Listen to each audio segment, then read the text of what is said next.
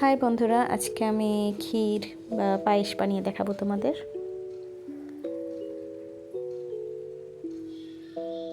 এই জন্য দুধটা চুলোতে জাল দিয়ে দিয়েছি।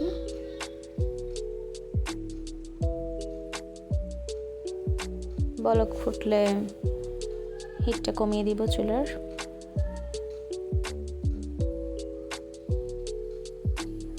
একটা তেজপাতা দিয়ে দিব এর মধ্যে।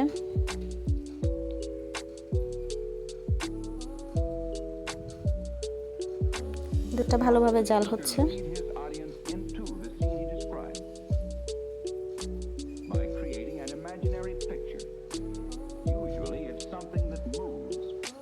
সামান্য লবণ দিয়ে দিব।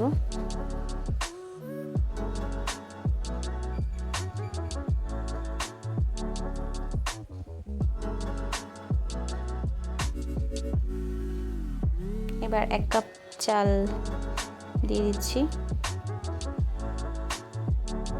এটা আমি মেপে হাতে দিয়ে দিচ্ছি। চালটা ভিজানো হতে হবে, আধা ঘন্টা ভিজানো ছিল।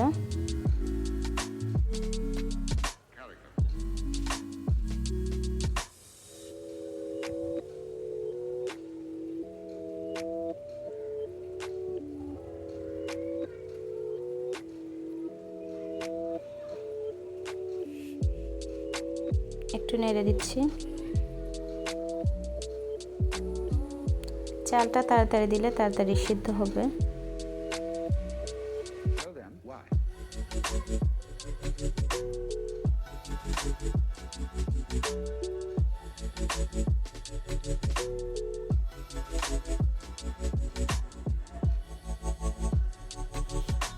দুধ ফুটছে। এবার আমি 1 চামচ রান্নার চামচের চিনি দিয়ে দিলাম। চিনিটা আপনারা কম বেশি দিতে পারেন যার যার টেস্ট অনুযায়ী।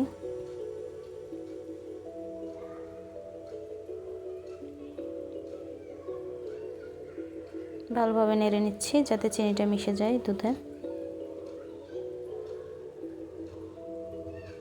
এবার আমি কয়েক চামচ গুঁড়ো দুধ দিয়ে দিচ্ছি টেস্ট ভালো আসার জন্য।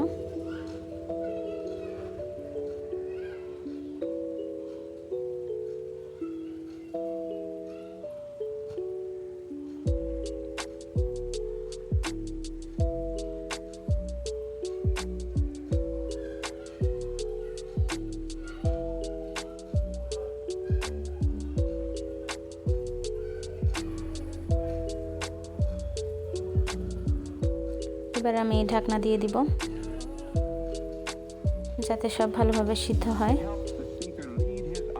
ঢাকনাটা তুলে নিচ্ছি।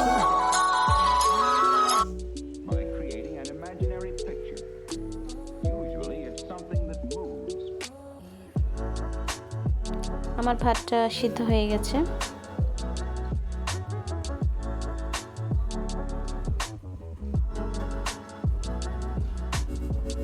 একদমই সিদ্ধ হয়ে গেছে।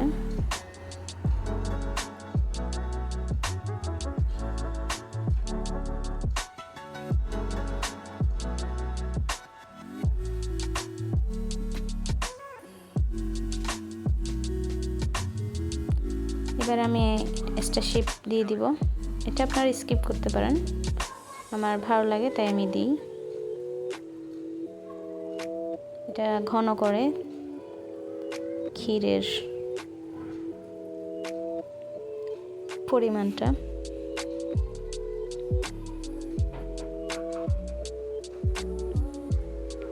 এটা আপনাদের টেস্ট অনুযায়ী কম বেশি দিতে পারেন বা স্কিপও করতে পারেন। এবার ভালোভাবে নেড়ে নিচ্ছি। আবার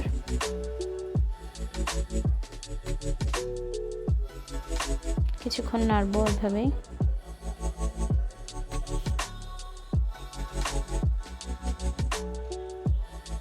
এবার আপনাদের একটা সিক্রেট বলি যে এইভাবে ঘুটুনি দিয়ে ঘুটে দিলে চালগুলো ভালোভাবে মানে ভেঙে যাবে, মিশে যাবে দুধের সাথে, তাহলে খেতে আরো ভালো লাগে।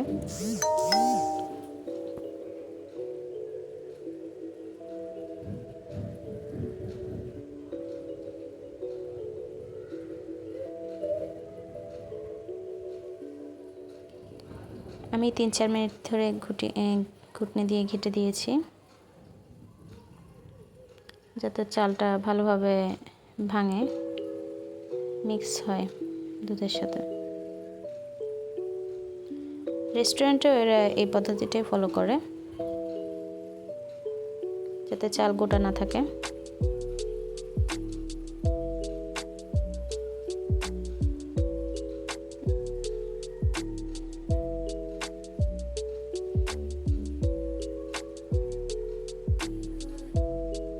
আমি একটু ঘন করে নিচ্ছি ক্ষীরটা। চুলা লো হিটে দিব আস্তে আস্তে হওয়ার জন্য।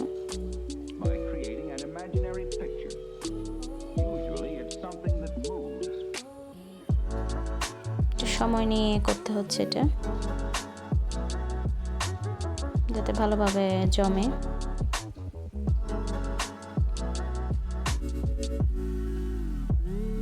আমার ক্ষীরটা প্রায় হয়ে এসেছে, এই যে দেখুন থিকনেস। এটা ঠান্ডা হলে আরো জমে যাবে।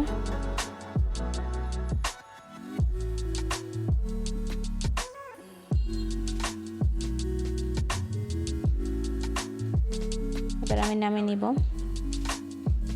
এটা আমি ঠান্ডা করেছি, এবার পরিবেশন করব। এই যে দেখুন কালারটা কেমন সুন্দর হয়েছে।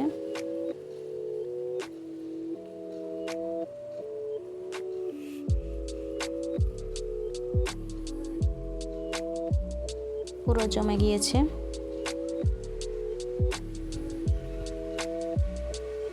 এই ক্ষীরটা খেতে দারুণ হয়েছে। আপনারা ঘরে অবশ্যই বানিয়ে দেখবেন এই রেসিপিটা ফলো করে। আশা করি সবার খুব ভালো লাগবে। আর আমার পাশে থাকবেন সবাই। ধন্যবাদ।